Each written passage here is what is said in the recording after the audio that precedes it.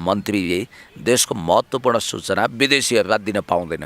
गगन थापाजी त्यही भएर तपाईँले जब गनगन गर्नुहुन्छ नि खोरमा बाख्राहरू म्या म्या भ्या भ्या गरे जस्तो लाग्छ। गगन थापाजी अरू देशमा भइदिएको भए तपाईँ देशद्रोहको मुद्दामा अहिले जेलको सजाय भोगिसक्नुहुन्थ्यो। गगन थापाजी तपाईँले रवि लामिछानेजीलाई लगाउने अर्को आरोप यिनी चरम अराजनीतिक छन् भन्ने छ।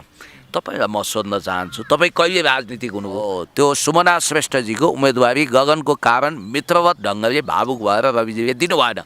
आज गगन थापा संसदमा घोक्रो सुकाएर यस मानेमा बोलिरहेका छन्। सांसद हुनुको डिङ यस मानेमा हाकिरहेका छन् र राष्ट्रिय ढुकुटीबाट सांसद भए बापत लाखौँ तलब भत्ता यस कारण बुझिरहेका छन् कि गगन थापा असान्दर्भिक भइसकेको अवस्थामा पनि यदि रविजीको ब्लेसिङ हुँदैन थियो, तथास्तु हुँदैन थियो भने उनी अहिले संसदमा हुँदैन थिए। जुलियन असान्जको प्रतिवेदनमा उल्लेखित भएअनुसार 2008देखि उहाँ अमेरिकन एम्बेसीको की कन्ट्याक्ट पर्सन अर्थात् इन्फर्मरको रूपमा खबरीलालको रूपमा काम गरिरहेका छन् भन्ने कुरो त प्रतिवेदनमै आएको छ।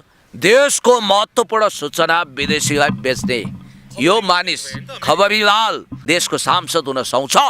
संसदभित्र उनी विरुद्ध महाभियोग लानु पर्थ्यो, उनलाई पदच्युत गर्नुपर्छ, उनीमाथि मुकदमा मुद्दा चल्नुपर्छ भन्ने मेरो मान्यता हो। नेपाली काङ्ग्रेसको पहिलाको नाम थियो अखिल भारत नेपाली राष्ट्रिय काङ्ग्रेस। हिन्दुस्तानकै एउटा विस्तारित रूप हो नेपाल भनेर उनीहरूको प्रतिवेदनमा किटिन्थ्यो। रवि लामिछानेज्यूको नेतृत्वको गृह मन्त्रालय भनेको zero tolerance against crime and corruption, भ्रष्टाचार र अपराध विरुद्ध शून्य सहनशीलताको नीति अनुसार देश जनता विकास समृद्धिको पक्षलाई ध्यान दिएर अगाडि बढ्नुपर्छ भन्ने मलाई लाग्छ। काङ्ग्रेसले यो सरकार बनेको डे वानदेखि नै पहिलो दिनदेखि नै कसरी यो सरकारको जग भत्काउने, यो सरकार गिराउने, यो सरकारलाई धुजा बनाएर उसको नेतृत्वमा प्रो इन्डियन सरकार बनाउने, प्रो अमेरिकन सरकार बनाउने, यो सरकारलाई त विदेशी शक्ति केन्द्रको रिमोटले खास गरी हिन्दुस्तानले हल्लाउन सक्दैन, चलाउन सक्दैन। त्यस कारणले गर्दाखेरि गगन थापाहरू जस्तो इन्डो वेस्टसँग कुनै न कुनै हिसाबले सालनाल गाँसिएका विवादास्पद राष्ट्रियताको सवालमा झोरपटास मान्छेहरूले यो सरकारलाई फु गरेर ढालिदिन्छु भन्ने गिरिजा शैली अपनाउनु स्वाभाविक हो। अब यो सरकार किन ढाल्ने, देशमा अस्थिरताको खेल किन खेल्ने? यसै पनि प्रतिगामी शक्तिहरू गढेउला चाहिँ वर्षायामका जुका चाहिँ सल्बलाइरहेको अवस्थामा नेपाली काङ्ग्रेसले हजारौँचोटि भनिसके यो मुख खुल्ला गर्नुपर्ने विषय भइसक्यो। अब यसको स्पष्टीकरण कति दिनु? सहकारीको ठग भनेर उनीहरूले रवि लामिछानेजीलाई भनिरहेका छन्। अर्को कुरो राष्ट्रियतालाई तिलाञ्जली दिने, दोहोरो नागरिकता लिने, विदेशी नागरिक भइसकेको र आदानी दुरुपयोग गर्ने भनेर पनि उनीहरूले भनिरहेका छन्। यो विषय भनेको अदालतको विचाराधीन मुद्दा हो। यसमा गगन थापाले खुनखुत्रो गर्नु कुनै पनि आवश्यकता छैन। तपाईँको च्यानलमा मैले बोलेको कुरा 1 मिलियनभन्दा बढी साथीहरूले हेरिसक्नु भएको छ। तैपनि नहेर्ने साथीको लागि यो नयाँ सूचना, हेर्नेहरूको लागि यो रिपिटेसन हुन्छ। कुनै पनि सार्वभौमसत्ता सम्पन्न देशको सांसद वा मन्त्रीले देशको महत्त्वपूर्ण सूचना विदेशीहरूलाई दिन पाउँदैन। होइन, रवि लामिछानेजीले कसरी दिनुभयो? बाबा त्यो त राष्ट्रिय परिचय पत्र छाप्ने कुरा, फ्रान्सेली कम्पनीलाई दिने कुराको त्यो बेलाका एउटा प्रसङ्गहरू आयो होलान्, तर त्यसको मतलब विदेशीलाई सूचना दिएको भन्ने भएन।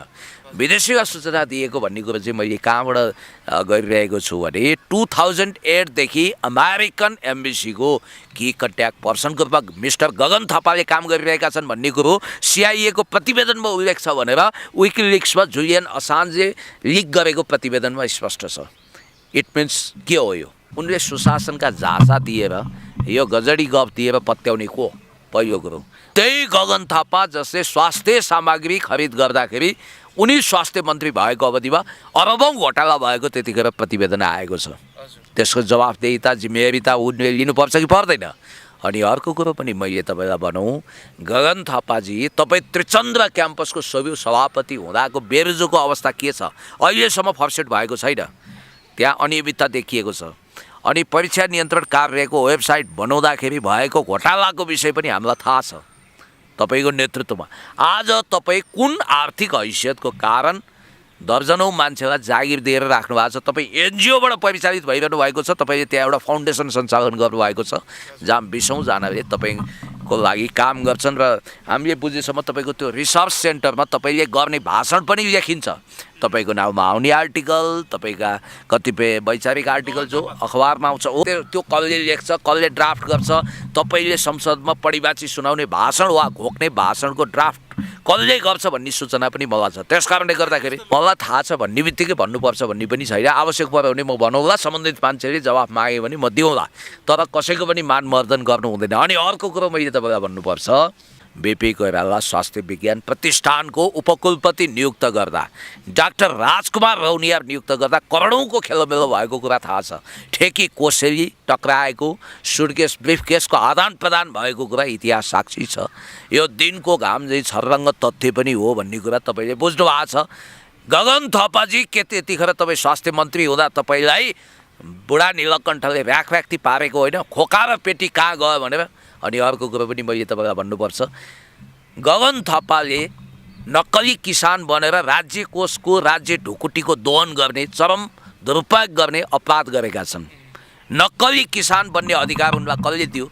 उनी नक्कली किसान बनेर नक्कली कृषकको नाउँमा प्याक्टबाट कृषि अनुसन्धान तथा अनुदान केन्द्रबाट उनले करोडौँ रुपियाँ लिएका छन् र त्यसको दुरुपयोग भएको छ भने उनलाई मिडियामा सोद्धा बाख्रा पनि भनेका छन् उनले। त्यो कर्कश ध्वनि सुनिन्छ, एउटा दबदबेको लात्रो जस्तो, झन्डै 6 फिट अग्लो, चिल्लो गोरो, हिजोको सुकेनास लागेको, आज अरबपति झन्डै भएको काङ्ग्रेसको सांसद जब बोल्न थाल्छन् तब मान्छेले महँगो घडी हेर्न थाल्छन्। त्यस्तो अवस्था आइसकेको छ।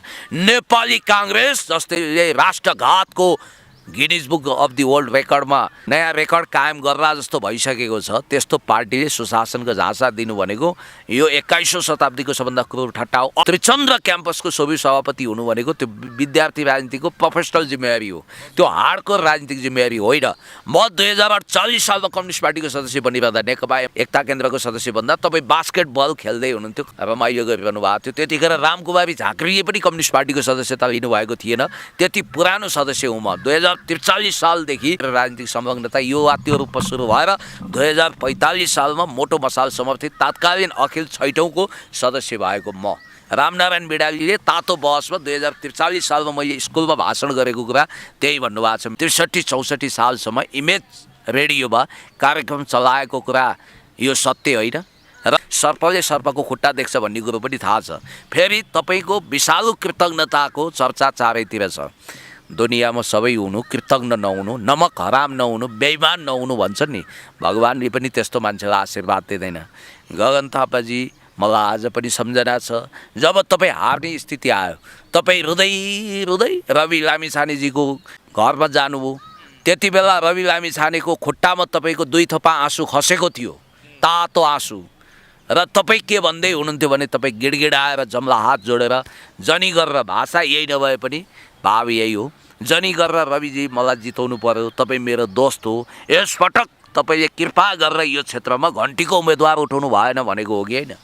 एडमिरल माइक मुलियनले एकताका अफगानिस्तानको राजनीतिमा हमिद कारजाईलाई रोलिङ स्टोन भनेका थिए। नेटो नर्थ एटलान्टिक ट्रिटी अर्गनाइजेसनको त्यहाँ सेना चिफ थिए उनी। Mother land are greater than heaven, हाम्रो देश स्वर्गभन्दा प्यारो हुन्छ भन्ने मान्यताको आधारमा शिरमा कफन बाँधेर देश जनता विकास समितिको पक्षमा अगाडि बढेर गगन थापा एमसिसी र SPP anyhow at any cost at any rate pass गर्नुपर्छ भनेर अगाडि बढिरहेका थिए। पाडे पुराण हाँक्ने र गफ गर्ने गफाष्टक बाहेक अरू के भूमिका निर्वाह गर्नु? मलाई 2टा काम देखाइदिनुहोस्, गतिलो काम तपाईँले गरेको। एउटा कुरा के छ भने नेपाली काङ्ग्रेस जस्तो राष्ट्रघात र भ्रष्टाचारमा डबल डिग्रीको तकमा झुन्डाएको पार्टीमा गगन थापाले धेरै ठुलो कुरा नगरे हुन्छ। अर्को कुरा, गगन थापा आफैमा पनि टेस्टेड एन्ड फेल्ड पात्र हुन्। मैले यो किन भनिरहेको छु भने उनको टेस्ट फर्स्ट टाइम 2064 सालमा भयो। 65 सालबाट उनी लगातार सांसद छन्। आज 15 वर्ष भएछ, एक फेर मन्त्री पनि भए उनी। जनता र देशको लागि उनले गतिलो योगदान के गरे त? गफ गर्ने बाहेक। नम्बर 1। नम्बर 2, गगन थापाको आर्थिक चरित्र आफैमा अपारदर्शी छ। कपलाबाजी सालनाल जोडिएका मान्छे हुन् भनेर धेरैले बुझेका छन्।